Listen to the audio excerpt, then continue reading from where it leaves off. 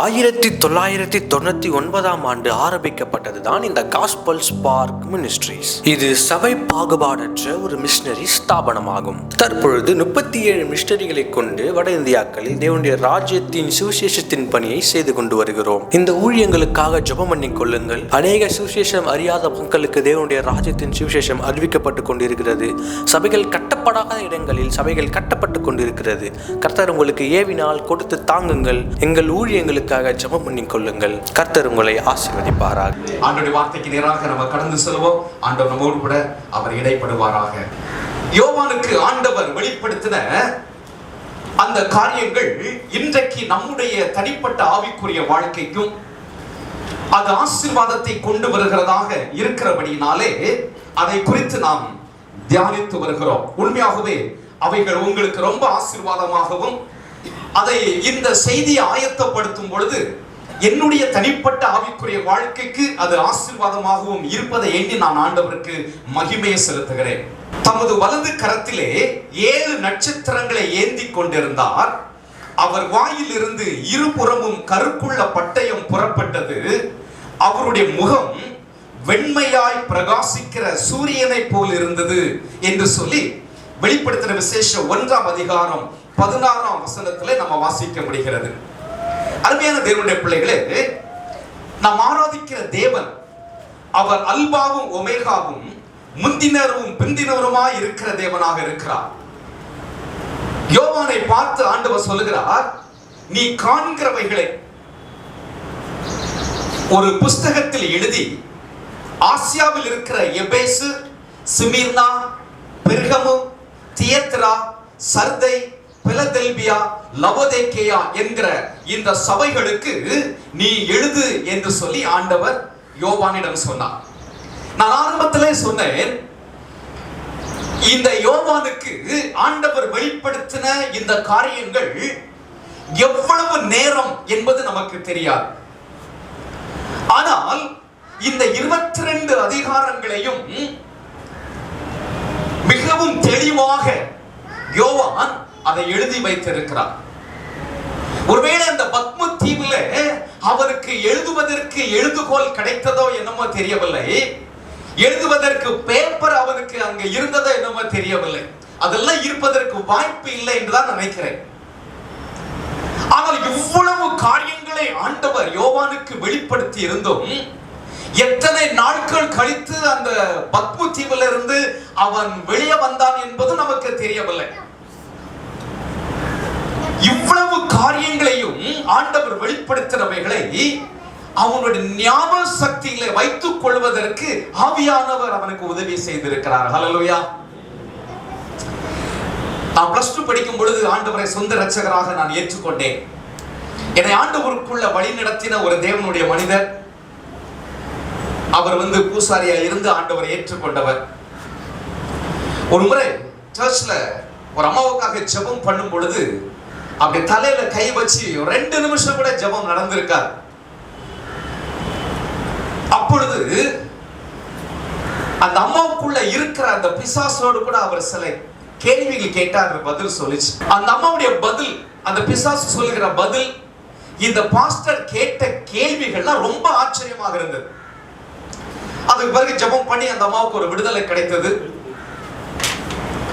அந்த அம்மாவுடைய வாழ்க்கையில 16 வருஷத்துக்கு மேல இந்த பிசாசுடைய தொந்தரவு இருந்திருக்கிறது. அந்த 16 வருஷத்தினுடைய அந்த ஹிஸ்டரி அத்தனையும் அந்த பாஸ்டர் அப்படியே சொல்றாரு. அந்த அம்மாவுடைய கணவர் சொல்றாரு, ஆமாயா ஆமாயா, ஆமா இப்படி நடந்துச்சு, ஆமா இப்படி நடந்துச்சு, ஆமா இந்த விஷயம் தான், நீங்க சொல்றது கரெக்ட் தான். 16 வருஷம் அந்த அம்மாவுடைய வாழ்க்கையில் அந்த குடும்பத்துல நடந்த காரியங்கள் அத்தனையும் சொன்னார். நாங்க அப்படியே வாயை பிளந்து கேட்டுக்கிட்டே இருக்கோம். எனக்கு இதை பாஸ்டர்கிட்ட கேட்கணும்னு சொல்லி அன்னைக்கு துடிப்பா இருந்துச்சு. நான் அன்னைக்கு ஸ்கூலுக்கு போயிட்டு சாயங்காலம் பாஸ்டர் தேடி போன சர்ச்சுக்கு போயிட்டு கேட்டேன், ஐயா நீங்க இப்படிலாம் சொன்னீங்களே, அந்த பிசாசு கூட இப்படிலாம் பேசிக்கிட்டு இருந்தீங்க, அது உங்களை பற்றி கரெக்டா சொல்லுது இல்ல, நீங்க அதை பற்றி சொல்றீங்க, அதுக்கு பிறகு இந்த அம்மாவுடைய வாழ்க்கை, உங்களுடைய குடும்பத்துல நடந்த 16 வருஷ காலத்துல கதைகள் அத்தனையும் சொல்றீங்களே, இதெல்லாம் எப்படி உங்களுக்கு தெரியும் அப்படின்னு கேட்கும் பொழுது அவர் ஒரு காரியத்தை சொன்னார். அந்த பாஸ்டருக்கு வந்து எழுத தெரியாது, அவர் படிக்கவில்லை. ஏன்னா அவர் வந்து 5 வயசுலயே கோயில்ல கொண்டு அவங்க அப்பா அம்மா விட்டுட்டாங்க. சரிதானா? ஆமா. அவர் வேற ஒரு சமுதாயத்தை சேர்ந்தவர் தான். ஆனால் 5 வயது வரைக்கும் பெற்றோர்களாக நீங்கள் அந்த குழந்தையை வளர்த்துட்டு அதுக்கு பிறகு நீங்க எங்ககிட்ட கொடுத்துடணும். அதுக்கு பிறகு எங்ககிட்ட கொடுத்த பிறகு நீங்க உங்க குழந்தை அப்படின்னு சொல்லி உரிமை பாராட்ட முடியாது. நீங்க அந்த குழந்தையை தொடக்கூடாது. வருஷத்துல ஒரு முறை வேணா வந்து பார்த்து கொள்ளலாம் என்று சில கட்டுப்பாடுகள். ஆகவே அந்த 5 வயதுல அங்க கொண்டு விட்டுட்டாங்க. சில கடமைகளை செய்து அவருக்கு ஒண்ணு போட்டு விட்டு, ஆமா, அவங்களுக்கு அந்த கோயில்ல அவரை பூசாரி ஆக்கி விட்டாங்க. ஆகவே அவர் வந்து ஸ்கூலுக்கு போனதே கிடையாது. ஸ்கூலுக்கு போனதே கிடையாது. அவருக்கு எழுத படிக்க தெரியாது. ஆனா ஆண்டவர் ஏற்றுக்கொண்ட பிறகு வசனங்களை கொஞ்சம் கேட்டு தெரிந்து கொண்டவர். சோ இப்படிப்பட்ட ஒரு படிப்பறிவில்லாத ஒரு மனிதர் ஒரு சகோதரருடைய வாழ்க்கையில 16 ஆண்டுகள் நடந்த சம்பவத்தை தலையில கை வைத்து ஒரு 3-4 நிமிடங்கள் ஜெபிப்பதற்குள்ளாக ஆவியானவர் அவருக்கு வெளிப்படுத்தி இருப்பார் என்றால், நாம் ஆராதிக்கிற தேவன் அவர் எவ்வளவு பெரிய வல்லமை உள்ள தேவன். ஹல்லேலூயா.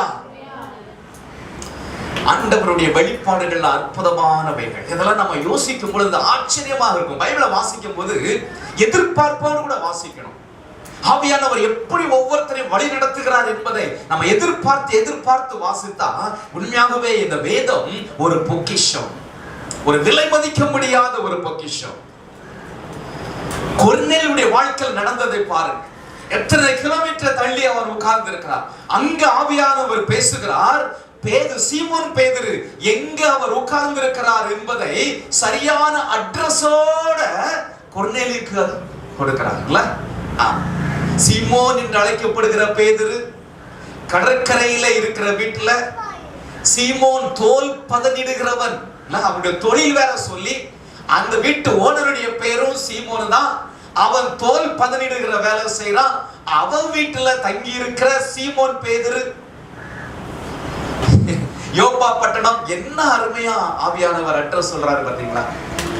இன்றைக்கும் அதே ஆவியானவர் நமக்குள்ள இருக்கிறார். ஹல்லேலூயா. நம்ம சில நேரங்கள்ல ஆண்டவர்கிட்ட ஆலோசனை கேட்பதில்லை. ஆலோசனை கேட்கும் பொழுது ஆண்டவர் நமக்கு ஆலோசனை தருவார். இதை இப்படி செய், இதை இப்படி பேசு, இதை இப்படி நட, இதை செய், இதை செய்யாத, இதை இந்த விதத்துல பண்ணு. ஆண்டவர் எல்லாவற்றையும் நமக்கு ஆலோசனை தருவார். 16 வருஷம் அந்த சகோதரனுடைய வாழ்க்கையில் நடந்த அத்தனையும் ஆண்டவர் வெளிப்படுத்தி விட்டார். அப்ப அந்த பாஸ்டர்கிட்ட கேட்கும் போது சொன்னாரு, ஆவியானவர் வந்து சில காரியங்களை வெளிப்படுத்துகிறது ஒரு ஸ்கிரீன்ல ஓடுவதை போல ஆண்டவர் காட்டுவார், அது மறக்கவே மறக்காதுன்னு சொன்னார். அப்ப இந்த யோவானுக்கு ஆண்டவர் வெளிப்படுத்தின இந்த காரியங்கள் எத்தனை நாள் கழித்து அவன் பத்ம தீவை விட்டு வெளியே வந்தானோ நமக்கு தெரியவில்லை. ஆனால் அத்தனையும் அவன் ஞாபகம் வைத்து அவன் எழுதி வைப்பதற்கு ஆவியானவர் அவருக்கு ஞானத்தை கொடுத்திருக்கிறார். ஹல்லேலூயா. இன்றைக்கு நாம் இந்த 3வது சபையாகிய பெர்கமு சபையை குறித்து நாம் அறிந்து கொள்ள போகிறோம். அருமையானவர்களே, இந்த 7 சபைகளுக்கும் ஆண்டவர் முதலாவது தன்னை யார் என்று வெளிப்படுத்துகிறார். எபேசு சபைக்கு ஆண்டவர் தன்னை யார் என்று வெளிப்படுத்தினார். 7 நட்சத்திரங்களை தம்முடைய வலது கரத்தில் ஏந்தி கொண்டு 7 பொன் குத்து விளக்குகளின் மத்தியிலே உலாவிக் கொண்டிருக்கிறவர் என்று தன்னை வெளிப்படுத்தினார். தேவ ஜனங்களுடைய மத்தியிலே உலாவிக் கொண்டிருக்கிற தேவன் நான் என்பதை எபேசு சபையாருக்கு ஆண்டவர் வெளிப்படுத்தினார். சிமிர்னா சபைக்கு தன்னை ஆண்டவர் எப்படி வெளிப்படுத்துகிறார் என்றால், முந்தினவரும் பிந்தினவரும் மரித்து பிழைத்தவருமானவர் சொல்லுகிறதாவது, ஜீவனுள்ள தேவன் நான் என்பதை அங்கே அவர்களுக்கு வெளிப்படுத்துகிறார். அதே போல பெர்கமு சபைக்கு தன்னை எப்படி வெளிப்படுத்துகிறார் என்றால், வெளிப்படுத்துகிற விசேஷம் 2ஆம் அதிகாரம் 12ஆம் வசனத்தை வாசிக்கலாம். பெர்கமு சபையின் தூதனுக்கு நீ எழுத வேண்டியது என்னவெனில், இருபுறமும் கருக்குள்ள பட்டயத்தை உடையவர், இருபுறமும் கருக்குள்ள பட்டயத்தை உடையவர் சொல்லுகிறதாவது. அப்ப ஆண்டவர் எப்படிப்பட்டவர்? தன்னுடைய கரங்களிலே அவர் இருபுறமும் கருக்குள்ள பட்டயத்தை அவர் வைத்திருக்கிறார். இது ஆண்டவருடைய குணாதிசயங்களில் ஒன்று. ஒவ்வொரு சபைக்கும் தான் எப்படிப்பட்டவர் என்பதை அவர் வெளிப்படுத்துகிறார். பட்டயம் என்று நாம் எடுத்துக்கொள்ளும் பொழுது அது மற்றவர்களை அழிப்பதற்கு பயன்படுத்துகிற ஒரு கருவி. ஆங்கிலத்தில் ஸ்வாட் என்று சொல்லுகிறோம். எந்த ஒரு பட்டயமாக இருந்தாலும் இரண்டு புறமும் வெட்டக்கூடிய அளவுக்கு இருக்காது. அப்படி ஒரு பட்டயத்தை நான் என் வாழ்க்கையில பார்த்ததில்லை. இந்த யூத ஜனங்கள் பலியிட்ட பிறகு அந்த பலியை சாப்பிடும் பொழுது கத்தி வச்சிருப்பாங்க. அது ஒரு மாதிரி ரெண்டு பக்கமும் ஷார்ப்பா பட் ஒரு இந்த ஸ்ப்ரிங் மாதிரி இருக்கக்கூடியது. இந்த எலும்புல உள்ள நினம் இருக்கு பாத்தீங்களா, அதெல்லாம் சில நேரங்கள் இந்த மட்டன் பிரியாணி சாப்பிட்றவங்க எல்லாம் எலும்பை போட்டு தட்டிட்டு கிடப்பாங்க. டொக்கு போட மாட்டாங்க. அரை மணி நேரம் ஆனாலும் அதை உறிஞ்சி எடுத்து இல்ல. ஆமா, அது யார் பக்கத்துல இருக்கிறா பாக்குறவங்க அசிங்கமா நினைப்பாங்களா? அதெல்லாம் இல்ல, நமக்கு நாக்குக்கு ருசியா வேணும் இல்ல. அதை தட்டி டப்பு டப்புலாம் தட்டுவாங்க. சில நேரங்களில் பார்த்துருக்கேன் இல்ல. ஆமா, அது அவ்வளவு டேஸ்டா இருக்கும்னு நினைக்கிறேன் இல்ல. இந்த யூதர்கள் என்ன பண்ணுவாங்களா, அதுல உள்ள இருக்கிற அந்த நினத்தை உறிஞ்சி எடுப்பதற்காக அந்த இருபுறமும் உள்ள கருக்குள்ள பட்டை மாதிரி இருக்கிறத அப்படி சொருகி விட்டுட்டு அப்படி ட்விஸ்ட் பண்ணி இழுத்தா உள்ளதெல்லாம் எல்லாம் ஈஸியா வெளியே வந்துருமா. ஒருவேளை அப்படிப்பட்ட பட்டயமே என்னவோ தெரியவில்லை. ஆனால் இங்கே மனிதரை யுத்தத்திலே வெட்டுவதற்கு பயன்படுத்துகிற பட்டயத்தை குறித்து ஆண்டவர் சொல்லவில்லை. அழிப்பதற்காக பயன்படுத்துகிற பட்டயத்தை குறித்து ஆண்டவர் சொல்லவில்லை. தொடர்ந்து நம்ம வாசிக்கும் பொழுது அந்த இருபுறமும் கருக்குள்ள பட்டயம் எதை குறிக்கிறது என்றால் ஆண்டவருடைய வாயிலிருந்து வருகிற வார்த்தையை குறிக்கிறதா இருக்கிறது. ஹல்லேலூயா. ஆவியின் பட்டயம் என்று நம்ம சொல்லுகிறோம். ஆவியின் பட்டயம் எதை சொல்லுவோம்? நம்முடைய கரங்களில் இருக்கிற ஆண்டவருடைய வார்த்தை. அருமையான தேவனுடைய பிள்ளைகளே, இந்த பெர்கமு சபைக்கு ஆண்டவர் சொல்லுகிறது, இருபுறமும் கருக்குள்ள பட்டயத்தை உடைய நான் என்று சொல்லி ஆண்டவர் தன்னை அறிமுகப்படுத்துகிறார்.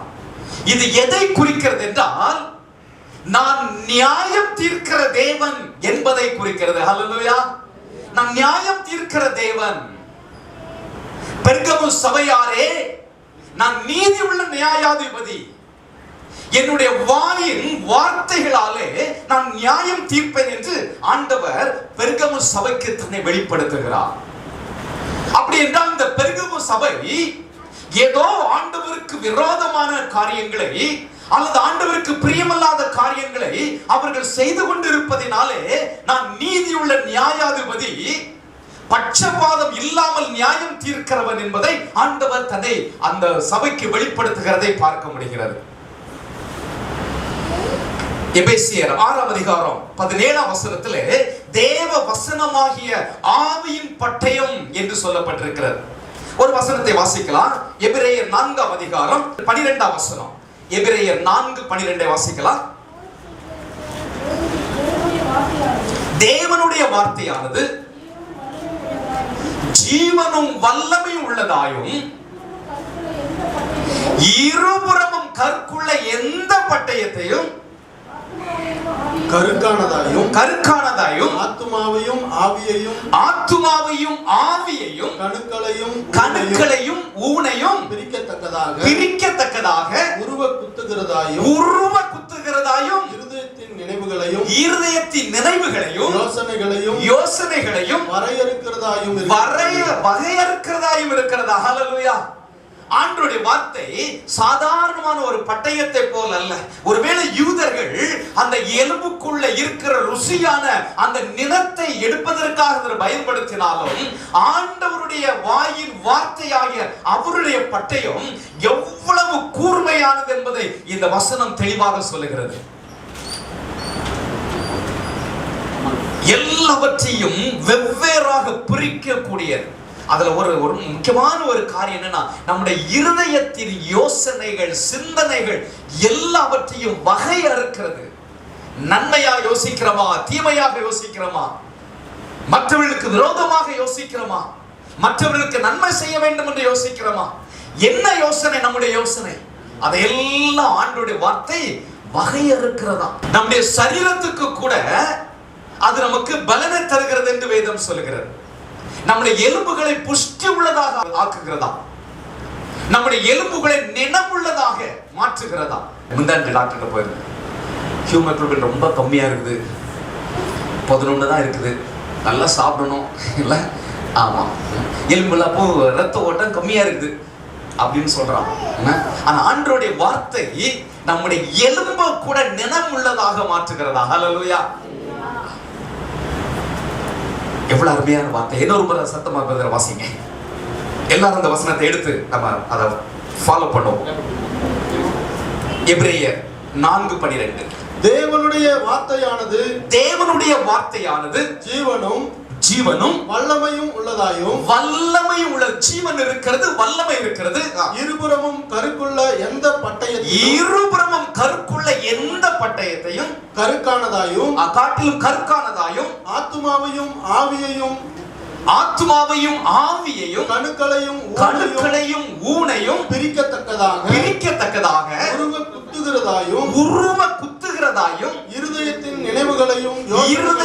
நினைவுகளையும் யோசனைகளையும் வகையறுக்கிறதுமா இருக்கிறது. ஹல்லேலூயா. இந்த வசனத்தை நல்லா தியானம் பண்ணுவோம். ஆண்டவருடைய வார்த்தை எவ்வளவு பவர்ஃபுல்லான வார்த்தை, எவ்வளவு வல்லமை உள்ள வார்த்தை. அதுல ஜீவன் இருக்கிறது, உயிர் இருக்கிறது.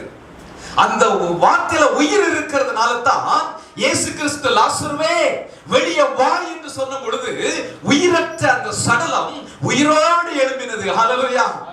இன்றைக்கும் அந்த வல்லமை செயல்படுகிற வல்லமையாக இருக்கிறது. இன்றைக்கும் அந்த வல்லமை குறைந்து போகவில்லை. இன்றைக்கும் அந்த வல்லமை குறையாமல் அற்புதங்களையும் அடையாளங்களையும் செய்து கொண்டிருக்கிறதை பார்க்க முடிகிறது. அவருடைய வார்த்தை தான் பட்டயம்.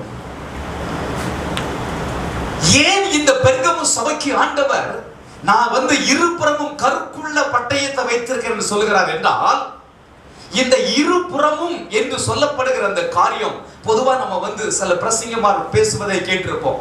பேசுகிறவர்களையும் வெட்டும், கேட்கிறவர்களையும் வெட்டும் அப்படின்னு சொல்லுவாங்கல்ல. பேசுகிற எனக்கும் அது ஒருவேளை எச்சரிப்பாக அது உண்டு, கேட்கிறவர்களுக்கும் எச்சரிப்பாக உண்டு. சரிதானா? அது ஒரு பக்கம்.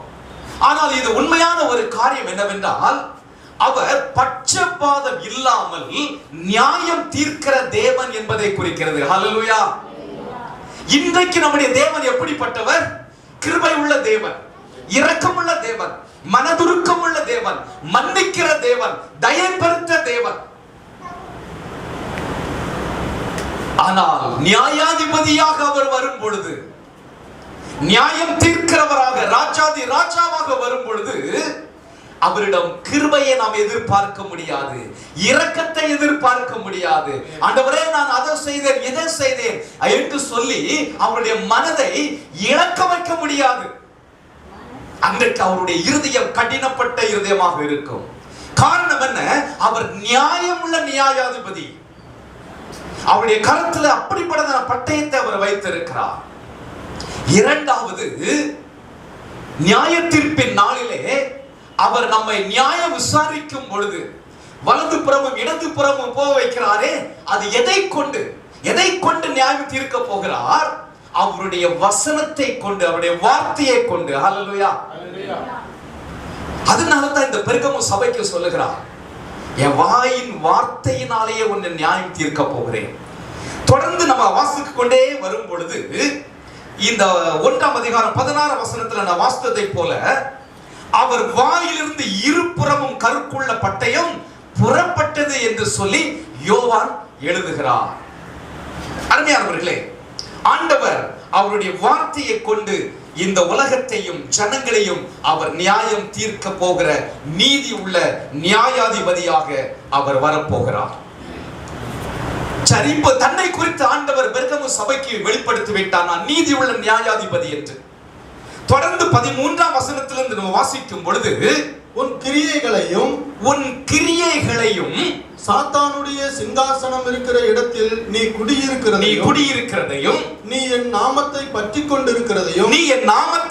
கொண்டிருக்கிறதையும் சாத்தான் குடிகொண்டிருக்கிற இடத்திலே உங்களுக்குள்ளே எனக்கு உண்மையுள்ள சாட்சியான அந்திப்பா என்பவன் கொல்லப்பட்ட நாட்களிலும் என்னை பற்றும் விசுவாசத்தை நீ மறுதலியாமல் இருந்ததையும் அறிந்திருக்கிறேன். ஹல்லேலூயா. இந்த பெர்கமு சபைக்கு தன்னை யார் என்று வெளிப்படுத்தின தேவன் இப்போ பெர்கமு சபையில காணப்படுகிறதான நல்ல காரியங்களை அப்ரிஷியேட் பண்ணுகிறார். ஹல்லேலூயா. எல்லா சபைக்கும் ஆண்டவர் செய்கிற காரியம் அதுதான். தன்னை யார் என்று வெளிப்படுத்தி விட்டு அவர்களுடைய காணப்படுகிற நல்ல குணங்களை ஆண்டவர் சொல்லி அவர்களை உற்சாகப்படுத்துகிறார். அந்த காரியத்தை நான் அறிந்திருக்கிறேன் என்று சொல்லுகிறார். முதலாவது எதை அவர் அறிந்திருக்கிறாராம்? உன் கிரியைகளை அறிந்திருக்கிறேன். அருமையான தேவனுடைய பிள்ளைகளே, நாம் செய்கிற ஒவ்வொரு கிரியையும் ஆண்டவர் பார்த்து கொண்டே இருக்கிறார். அது நல்ல கிரியையோ துர்க்கிரியையோ ஆண்டவர் எல்லாவற்றையும் அவர் கவனித்துக் கொண்டே இருக்கிறார். நாம் செய்கிற ஒவ்வொரு கிரியையும் எழுதப்பட்டு கொண்டே இருக்கிறது. இன்றைக்கு ஒருவேளை நம்முடைய கிரியைகளை ஆண்டவர் தராசிலே வைத்தால் நற்கிரியை என்கிற தராசு கீழே இழுக்குமா அல்லது துர்க்கிரியை என்கிற தராசு கீழே இழுக்குமா? நம்மை நாமே நிதானித்து பார்ப்போம். அவர் நம்முடைய கிரியைகளை அறிந்திருக்கிற தேவன், நம்மை பார்த்து கொண்டிருக்கிறார். நம்முடைய ஒவ்வொரு அசைவுகளும் அவருக்கு தெரியும். ஆகவே தான் தாவீது சொல்லுகிறான், ஆண்டவரே, நான் வானத்துக்கு ஏறினாலும் நீர் அங்கே இருக்கிறீர், நான் பாதாளத்தில் சென்று படுக்கை போட்டாலும் நீர் அங்கே இருக்கிறீர், விடிய காலத்து சட்டைகளை அடித்து வனாந்தரத்தின் கடையாந்தரங்களிலே பறந்து சென்றாலும் அங்கேயும் உம்முடைய கரம் என்னை பிடிக்கும். கடைசியா முடிக்கிறான், ஆண்டவரே, உம்முடைய கண்களுக்கு மறைவானது ஒன்றுமில்லை ஆண்டவரே. கடைசி அவனுடைய அறிக்கை என்ன? வேதனை உண்டாக்கும் வழி என்னிடத்தில் உண்டோ என்று பார்த்து நித்திய வழியில் என்னை நடத்தும். ஆண்டவர் நம்முடைய கிரியைகளை அவர் பார்த்து கொண்டே இருக்கிற தேவனாக இருக்கிறார். பிரசங்கி 8ஆம் அதிகாரம் 11ஆம் வசனம் சொல்லுகிறது, துர்க்கிரியைக்கு தக்க பலனை அவர் கொடுக்கிற தேவன் என்று சொல்லி. அதே போல நம்ம செய்கிற ஒவ்வொரு நற்கிரியைகளுக்கும் அவர் வரும் பொழுது பலனை கொண்டு வருகிற தேவனாக இருக்கிறார். ஒரு வசனத்தை வாசிக்கலாம். பிரசங்கி 12ஆம் அதிகாரம் 14ஆம் வசனம். பிரசங்கி 12:14. ஒவ்வொரு கிரியையும் அந்தரங்கமான ஒவ்வொரு காரியத்தையும் நல்ல கவனிங்க, நன்மையானாலும் தீமையானாலும் தேவன் நியாயத்திலே கொண்டு வருவார். நமக்கு எச்சரிப்பாக சொல்லப்பட்டிருக்கிற ஒரு காரியம். இந்த பெர்கமு சபைக்கு ஆண்டவர் அவருடைய கிரியைகளை நான் அறிந்திருக்கிறேன் என்று சொன்ன தேவன் இன்றைக்கு நமக்கு ஒரு எச்சரிப்பான ஒரு காரியத்தை ஆண்டவர் சொல்லுகிறார். நாம் துர்க்கிரியை செய்தோம் என்றாலும் சரி, நற்கிரியை செய்வோம் என்று சொன்னாலும் சரி, அது எது செய்தாலும் சரி, அந்தரங்கத்திலே செய்தாலும் வெளிப்படையாக செய்தாலும் ஒரு நாள் அது நியாயத்திலே கொண்டு வந்து ஆண்டவர் நிறுத்துவார் என்பதை நாம் அறிந்திருக்க வேண்டியது அவசியமாக இருக்கிறது. சோ பெர்கமு சபையுடைய கிரியையை ஆண்டவர் அறிந்திருக்கிறார். இரண்டாவது எதை அறிந்திருக்கிறார் என்றால், சாத்தானுடைய சிங்காசனம் இருக்கிற இடத்தில் நீ குடியிருக்கிறதையும் நான் அறிந்திருக்கிறேன்.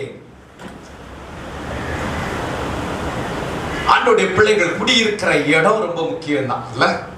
சில நேரங்களில் சில பிள்ளைகள் தவறு செய்யும் பொழுது அவங்க இருக்கிற அந்த சூழ்நிலை சரியில்லை என்று நம்ம சொல்லுவோம். சூழ்நிலை நமக்கு சரியாக இருக்க வேண்டும்.